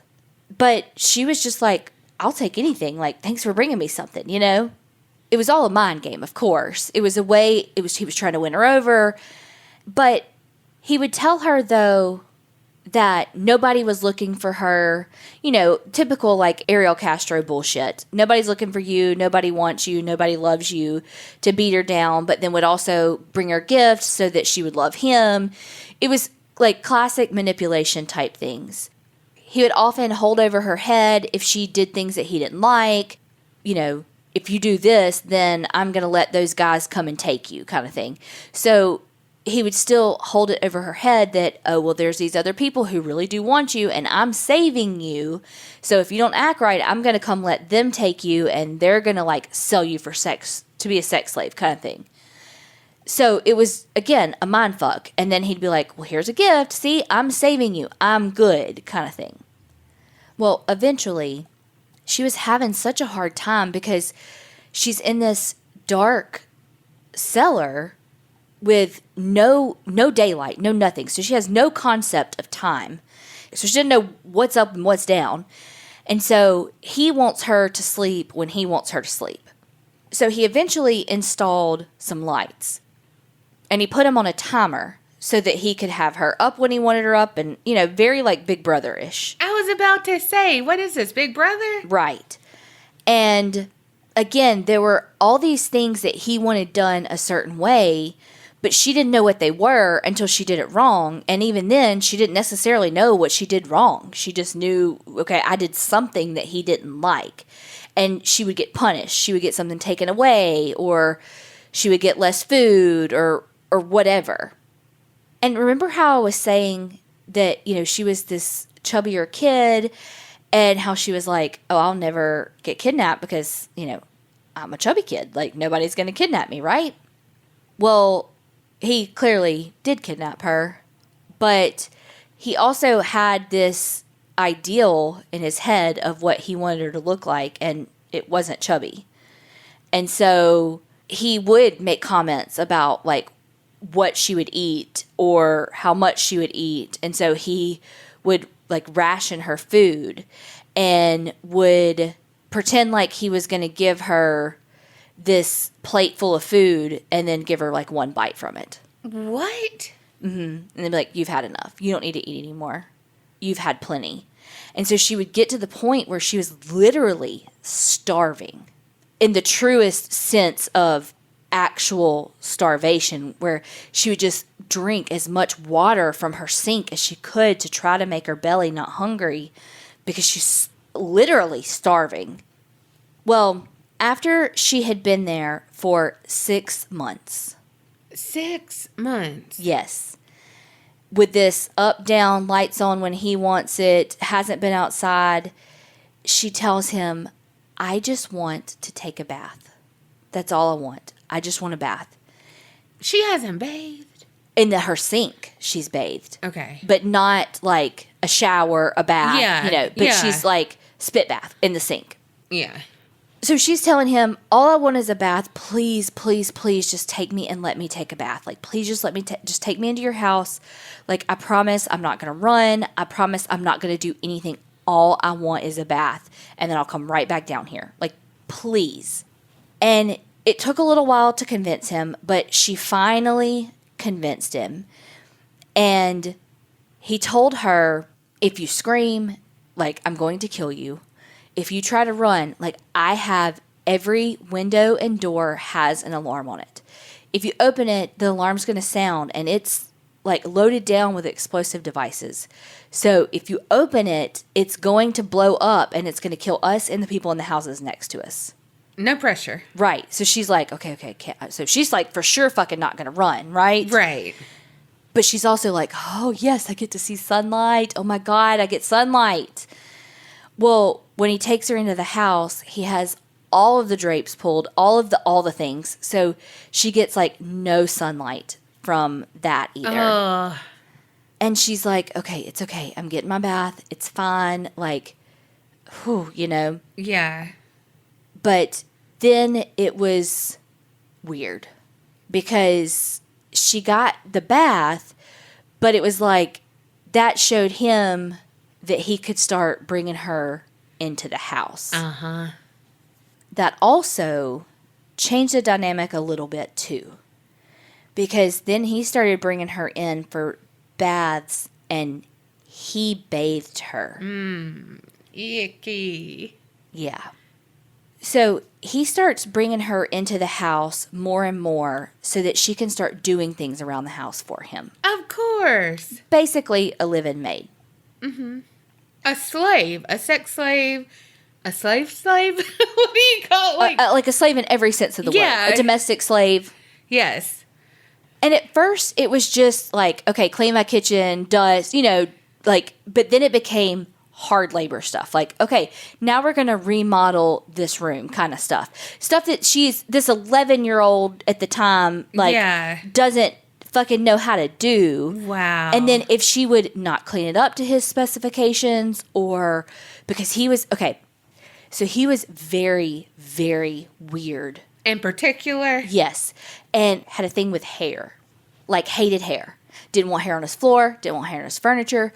So he, like, would tie her hair up in this really tight, like, wrapping and then, like, wrap it in a bag and, like, tape it down so that no hair would come out. And it was painful for her. Yeah. And he eventually, like, convinced her to just, like, shave her head so hair would not fall out. Oh, my gosh. Onto his floor. Onto his furniture. Yeah. 'Cause he's so weird about hair.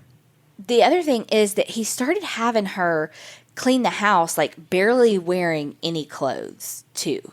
Of course. So let's kind of leave them and then go back to the police investigation. I'm going to backtrack just a little bit. Well, a lot of bit because, you know, we're 6 months in their timeline. But I'm going to back up a couple of weeks after Natascha went missing. You know, the police are at a standstill, but they get a tip from a little girl that was walking to school that says, hey, I actually saw her get pulled into a white van. Oh, gosh. And they're like, what? Shit. Because, you know, they were like looking at the mom. They're like, you know, what's going on? But then they're like, no, this is like a stranger abduction. Like, this is like a fucking like kidnapping. So they start looking at all of these people with white vans. But it gets released to the news that they're looking at people with white minivans. That it's so hard because they have to do it because that helps, Right. like, hey, be on the lookout, Bolo on a white minivan. Right. But also the people who have the white minivan that did the shit know now. Exactly. So what does old Wolfgang do? He goes and cleans his van, and then because he does the construction stuff, he puts a fuck ton of construction stuff in there, like rocks and, like... I was going to say cement. Yeah, like create grit and grime, like puts shit in there. Yeah. So the police end up looking at 800 minivans. Oh, my God. Yes, well, white ones. And his was one of them. So the police interview him, and they're like, hey, like, you got a white minivan? What's up? Where were you? Let me see your van. And he says, oh, I was at home alone watching TV. What you talking about? I wasn't anywhere. And they're like, anybody can corroborate that? And he's like, no. And they're like, all right, let me see in your van. And, he opens it up, and there's all this shit in there. And the police are like, kind of just like glance over it like I do when I don't feel like shopping somewhere. Yeah. I don't see anything. Okay, close the doors. Bye. Yeah, like, he couldn't kidnap anyone with all this shit in there. Nah, okay. Yeah. So they move on and, look through the 799 other ones. Yeah. So then, a little while after that, the police get another tip from a caller that says, hey, I have this neighbor. And they give the neighbor's address, and they don't give the neighbor's name because they don't know it. But they say, he's really weird. I think he's into kids. He drives a white van. Like, he's really sketch. Gives a couple of other details of, like, why they think it's him. I really think you really need to look into him kind of thing. And then when police check out that tip, it's Wolfgang. And so, again, they go to his house. But the house that the caller gave the address for is actually Wolfgang's mother's house because, like, he lives there. But because it's in her name, he's considered, like, a guest. And since it's not his house, they're like, oh, well, it's not his house. Like, it's, okay, bye. And that was it. What? Uh-huh. Big mistake. Huge. Yeah. This was 8 days into her being missing. Oh my gosh. Yeah. Okay, so back to them at the house. So at this point, Natascha's going into the house regularly to cook, clean, literally anything that Wolfgang wants her to do. And he's keeping control of her through the things he says to her. Like, he belittles her. Nobody loves you. Nobody wants you. I rescued you. He makes her say things like, you rescued me. You saved me. He makes her repeat it to him. He forces her, again, to work and breaks her down that way through the physical labor. And then, picks her back up through the gifts and all of that. But then also breaks her down through food, too. Because he has control of her, of what she eats and what she doesn't eat. And like I said, he's rationing out her food. And, she'll cook him these meals and, like, he'll pretend like he's going to let her eat it with him. And then he won't. Or, stuff like that. And so it's all this mind game where he's having control of her. Eventually, it turned into physical abuse, too. He would beat her sometimes 200 times a week. 200 times? Sometimes he would beat her so much it was hard for her to stand up. Oh my gosh. But then he wants her to clean. Exactly. And do all of that when she's so physically weak from hunger. The beatings would be so bad that sometimes instead of him beating her, she would beat herself. Like, she would start punching herself in the face. Gosh. So he would be like, stop, stop, stop. And then he wouldn't beat her. But then he would do things like make her just run the stairs for like an hour without stopping. Oh, hell no. But he would make her because he would beat Yeah. her. And then again, remember, she's doing that with no food. And so it's just this physical and emotional torture. And there was some sexual assault in there as well. But it was more, for him, it was more companionship. So there would be more like cuddling. Of course, there was sexual assault. But it would be more like cuddling and that type of thing. Because his end game with this was that he wanted them to get married. Her to eventually submit to a point where they got married and lived happily ever after. Right. Eventually, she was allowed to go outside into the garden. And it was even where they would have breakfast together like every morning. Now, again, her portions rationed. Him, probably a fucking Shoney's buffet. Well, you have to... Oh, God, it's Shoney's buffet. That melted cheese, though.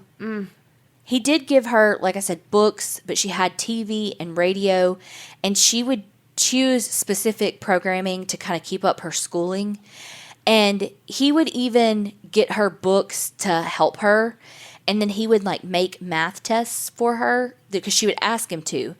But then, no matter how well she did on it, he would mark on it so much with red ink just to fuck with her, you know? Wow. Also, she's so much better than I would be, because I would be like, well, the only up here I could see is no more school. Like, and I wouldn't want that. But, you know, she's trying to remain hopeful. She's trying to go, okay, I'm going to get out of this.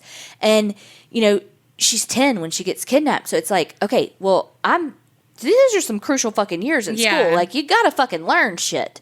And so... Well, it would not be math. I will tell you that. Well, true.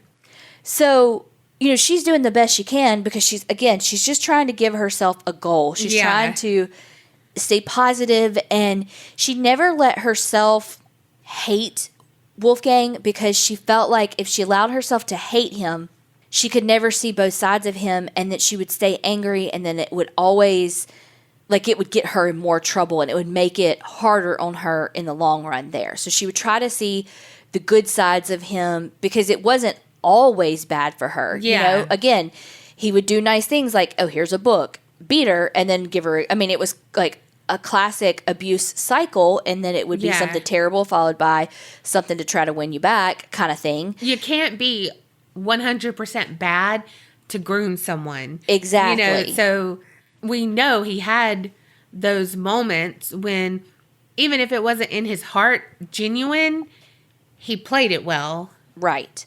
Another way that he would fuck with her too is that he installed an intercom system so he could always talk to her and hear what she was doing, and he could like fuck with her at all hours of the night. If she was sleeping, wake her up. You know, it was just, I mean, it was literally torture because she had sounds that were torture, but she was also like in this sensory deprivation chamber almost, where she was, especially until she started coming out more into the house. But, you know, it was like even she regressed a little in her cognition, you know, because she had been so deprived of sensory input that it was, I mean, that's the thing. Like, that's proven that people, when they have that sensory deprivation, they will regress. So with the intercom, he could be like, boop, you're a worthless piece of shit. Bloop, nobody wants you. Bloop, I'm, you know, blah, blah, blah, blah. You know what I mean? Like, he could do whatever he wanted. And then it was two ways. So he could hear everything she was doing. You're breathing too loud. You're doing this. You're doing, you know, like that. He would tell her everything. Like, you know, you need to get up and walk. You have been sitting too long. You need to, you know, he, like, because he could listen. And so that was a mind fuck for her too. She's like, does he have cameras in here? Like, you know, what the fuck is going on? Like, how does he know all this stuff? And so she would, like, if there was like a crevice in the wall, you know, she would like put toothpaste and stuff over it thinking that he could see her. Golly. And then if he went to work, he would put these headphones over the intercom so that it would give this feedback sound. Oh, fuck. Over the intercom. And she'd have to hear that the whole time he was at work. Now that's some shit. Yes. So that's why I say, like, I mean, it was torture. Yes. Well, one day she was like, can I just write, look, I wrote this letter to my family. Will you please give it to them? You can read it. Look, I didn't write anything about you. There's nothing in there to give anything away about you. Like you can read it and approve it before you send it. Like, please send this to my family. It took some convincing, but finally he agreed. So he took the letter, which, of course, he ditched. He threw it away, burned it, whatever the fuck he did. Never saw the light of day. And then he came back and told her that, basically gave the family the letter, like requesting a ransom, and they refused it because they didn't want her. Oh my God, piece of shit. After Natascha had been kidnapped for a few years. Years. He had groomed her to the point where she was so fearful of him that he was able to start, taking her away from the house. Well, yeah. So, she'd been able to go inside the house. She'd been able to go inside outside into the garden area. And then he needed some help because he was getting some, reno shit for a house. And he needed manpower. He's getting a trailer. That's what it was. He was borrowing a trailer from a friend. And she went with him to get it. And of course, he's put the fear of God in her. You do anything, and I'm going to kill you and this guy that we're going to meet. And this was one of his friends. Right. And, they go, and he introduces her to this guy. This is, I don't even know who he says. Honestly, I don't know who he says that she is. But, they shake hands, and, she's kind of trying to give him some eyes, but not really, because she also doesn't want to die or him to die or whatever, Right, yeah. But she's a survivor, so she's still always plotting in her head. And that guy ends up getting a call, and he has to go, so he's like, hey, y'all got this, I gotta go, but y'all cool, okay, I gotta go, bye. So it was like a quick meeting, but he took her, and they met someone, After her birthday, when she had been in captivity for 8 years. 8 years. Yes, after her 18th birthday. Her whole childhood gone. Yes. He took her to a ski resort. And he told her, if you, again, same thing, you do fucking anything, I'm going to kill fucking everybody. And at one point, I'm fuzzy on when this happened, but it was at some point they had even gone through a police checkpoint, like a roadblock, and she was gonna try to get this police officer's attention, and he never looked at her, and so she was never able to be help me, so it was just all these missed opportunities, God. And then when they were at this ski resort thing on holiday, just like when they were at home, he was up her ass. He never left her side. I mean, inches away from her. It was constant beside her until they were out and about and she had to go to the bathroom. Oh, shit. And he's like, what the fuck? Panicking. She's got to go to the bathroom. What do I do? Because I will have no control of her in the bathroom. Yeah. So he tells her, hey, you do anything, you know the drill. I'm going to kill everybody. So she goes to the bathroom, and when she's about to leave the bathroom, a woman walks in. And she tells the lady, I need help. But the lady's not a native and doesn't speak the language. Oh my gosh. And she has no idea what she's saying. And so she just leaves the bathroom defeated. I just want to cry at this point. Yes. So they go home from the holiday and go back to life the way it was. She's in the dungeon, but up to breakfast, living her life as his slave, cleaning basically in next to nothing clothes, doing whatever he wants her to do. Still constantly trying to figure out how she's going to escape. Well, one day on August 23rd, 2006, Wolfgang is going to sell his car. And so he tells her, vacuum out my car. So she's out there vacuuming it. God. Doing her thing, cleaning his car. And he gets a phone call. Well, she's being noisy with the vacuum cleaner. So he has to step away to take the call. As he steps away, she goes, he didn't close the garden gate. He's over there on the phone. And she's like paralyzed, but knows like this is fucking it. This is not going to happen again. This is my chance. It's now or never. And she's like, but I can't leave him. But I have to, but I can't. And she's like wrestling with herself like, I can't leave him. I mean, she's just spent 8 years with him, all of her formative years. She's like, can't leave him, but yet she's like, no, I have to leave him. She tells herself, if you were kidnapped yesterday, if you had been taken yesterday, you would be saying, fuck him, and you'd be leaving right now, so fucking run. Yeah, and she has the vacuum noise, like... Right, so exactly. He's like, oh yeah, she's still vacuuming. She's still vacuuming, exactly. So she leaves the vacuum running, and she fucking takes off running. Oh my God. She runs up on a group of 3 people, and she tells them, like, blah, blah, blah, blah, like, I'm running from him, I need to call the police. And they say they don't have a phone, and they just walk away. Oh my God. I mean, I can't blame them. I know. But you like want to get so mad. So she runs to this house and she's banging on the door and nobody's fucking home. Oh my God. I can't blame them because I would be those people. Like, I'd be like, Wee! I mean. But keep in mind, she's like starving. She's thin. She's emaciated. She is like. Yeah. That is not like a thin shaming. Like, no, she's like, she needs to eat. Yeah. So she can see like across that there is this lady in a house. She can see her walking through the windows, but she's got to like keep running and like leap over a fence to get to this lady. So she's running, jumps this fence, starts 7 lords a leaping, banging on this lady's door. And she's like, please call the cops. And this lady's like, who the fuck are you on my property? Like, gets so mad at first. And she's like, call the police. I need help. So the lady calls the police and they show up. And she tells them, like, who she is and what's going on. And they're like, are you fucking serious? Like, holy shit. You're who? Right. You're Natascha? Wait, what? It's been 8 years. And this lady's like, what? Right. So I wanted to help her all this time. Right.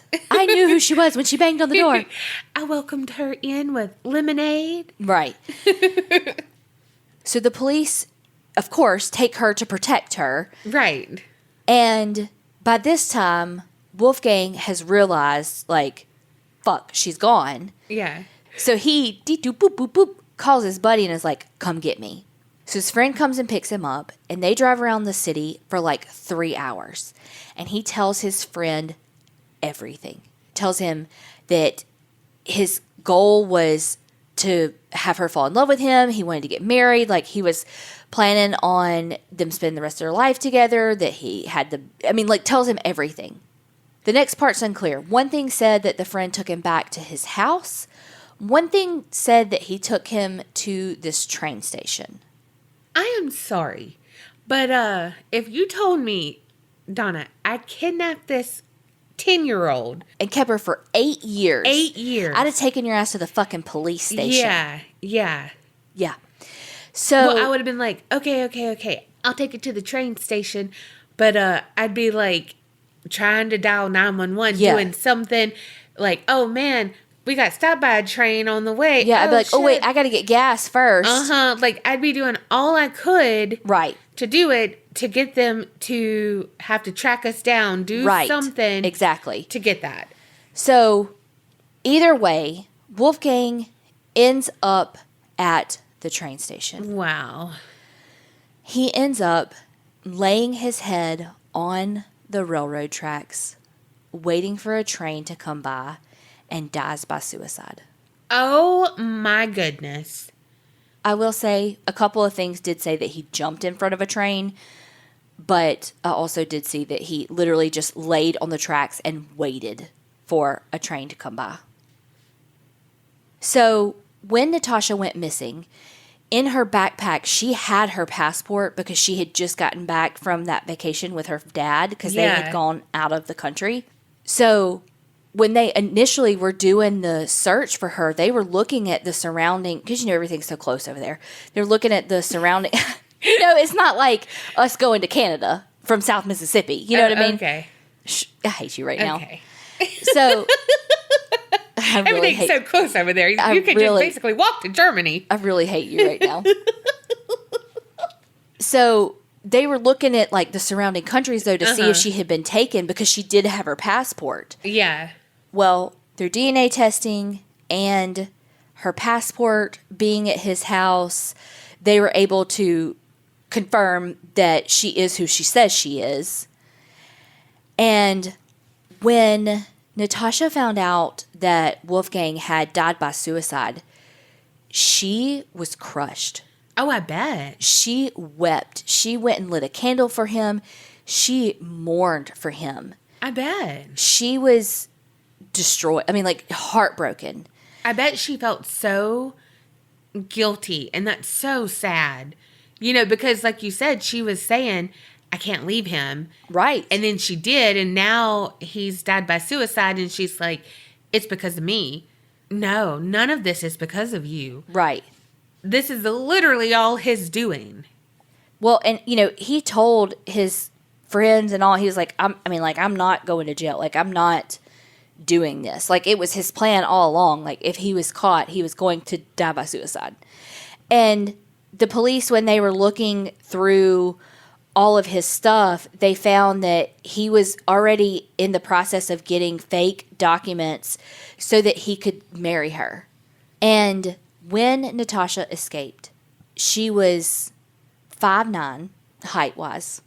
So she had only grown 15 centimeters in the 8 years that she had disappeared. And she had only gained 3 kilograms.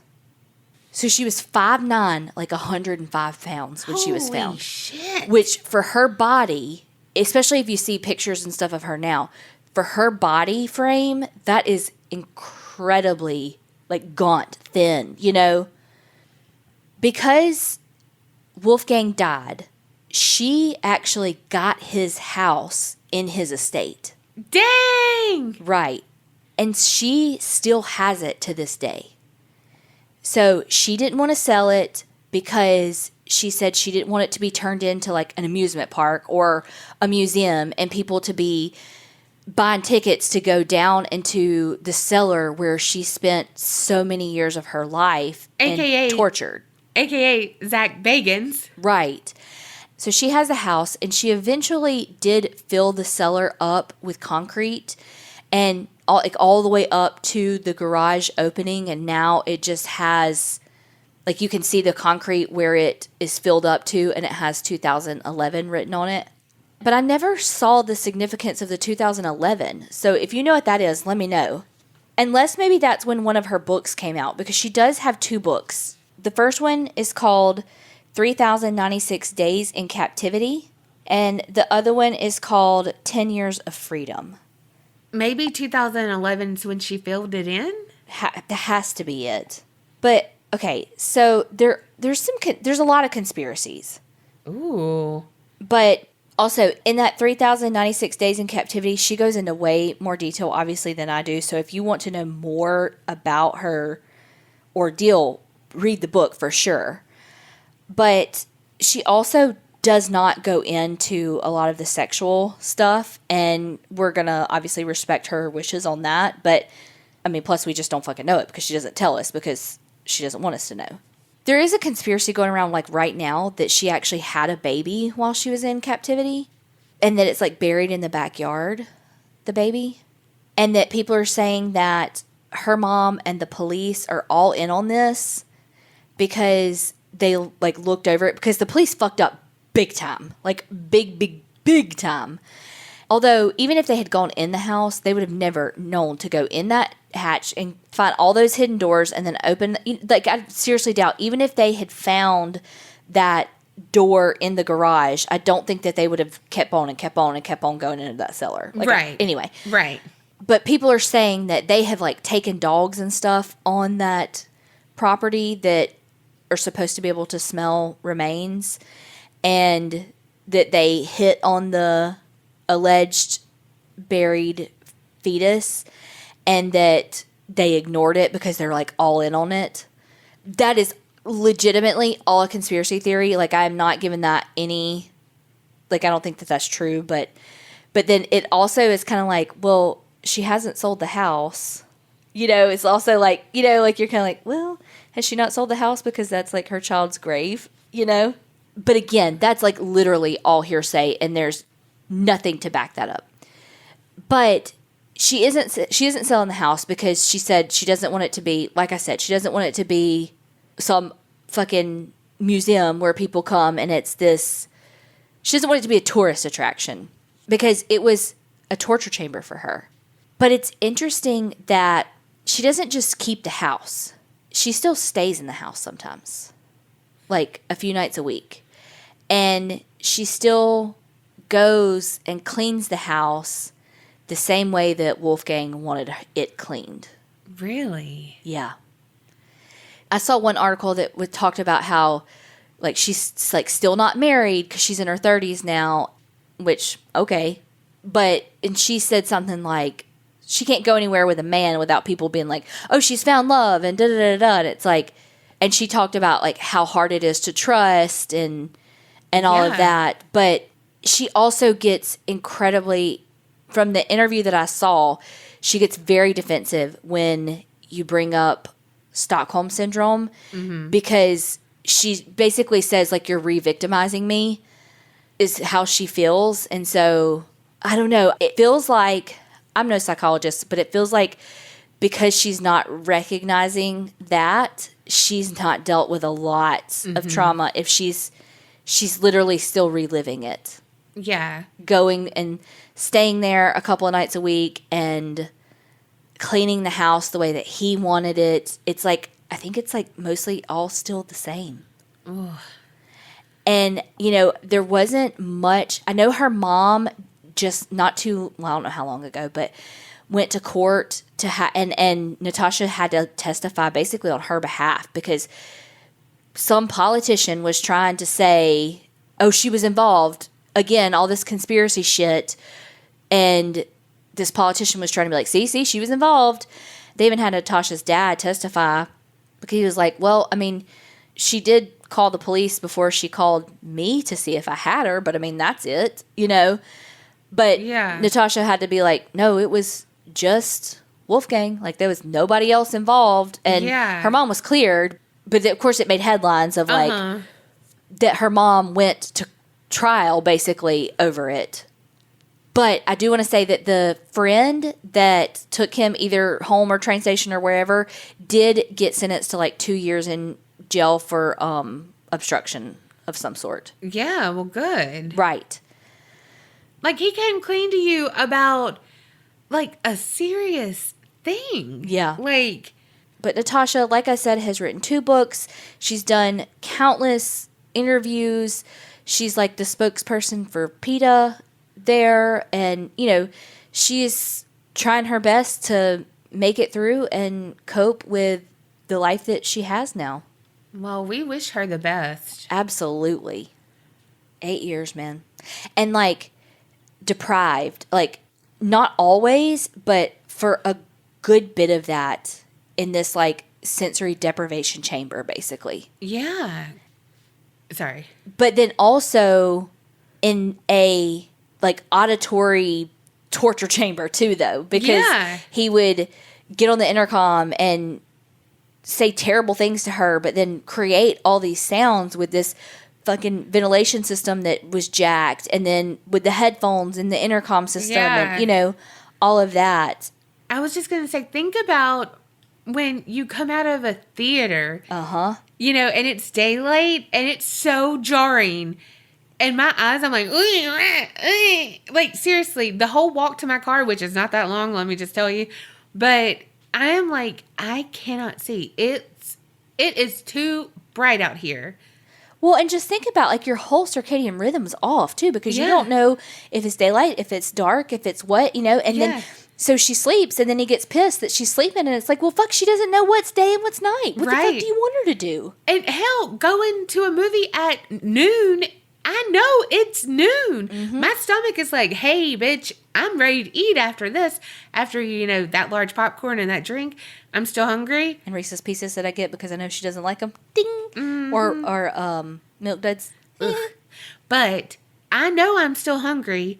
But I go out and I'm like, it's daylight. Like after I'm like, oh, bright. What? It's not dark. And I'm like, what the fuck? Like, I know. Mm-hmm. But I don't, like, my body doesn't know because it's so fucking dark inside. So I don't even know how her body handled that. Even, like, doing it when she would clean, you know? Oh, gosh. She is so strong. Yes. She really is. Well, and even, like, I didn't find much on her reconnection with her parents either, though. Like, I did find where they reconnected, but it's not like her parents are at these interviews with her or, I don't know.